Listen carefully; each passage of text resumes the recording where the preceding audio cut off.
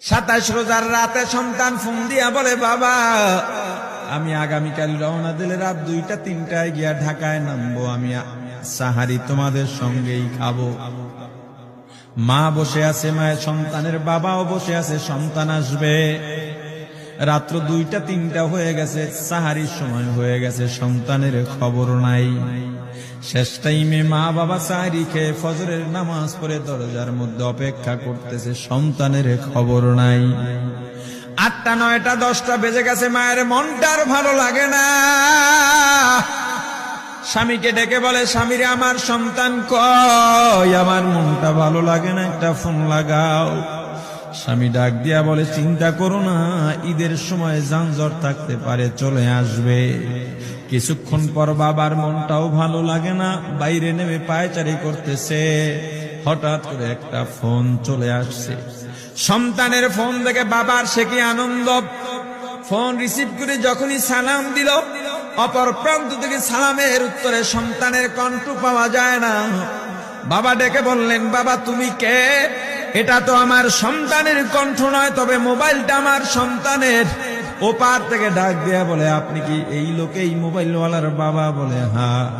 আপনি এখনো বাড়িতে কি করেন? আপনার যেই সন্তান ঢাকা থেকে গাড়ি নিয়া 2500-এর দিকে রওনা দিয়েছিল, ওই গাড়িটা 2500 পৌঁছতে পারে নাই। পথিমধ্যে সংঘর্ষে রাস্তার মধ্যেই অনেকগুলো মানুষ মারা গেছে, অনেক যুবকও তার মধ্যে আছে। রাস্তার পাশে সাদা কাপড় দিয়া ঢাকা।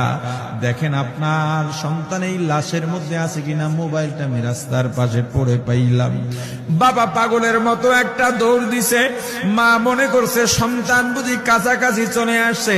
অন্যান্য সন্তানদের ডাক দেয়া বলে, তোরা কে, কোথায়, এদিকে আয়, তোদের ভাই বুঝি কাছাকাছি আসছে। আমার কলিজার টুকরা সন্তান, তোর বাবা যে আগায় আনতে গেছে, তাড়াতাড়ি নতুন চাদর বিছা, বালিশের কভার গুলো খুলে নতুন কভার লাগা, পানি গরম বস, আমার সন্তান এসে গোসল করবে।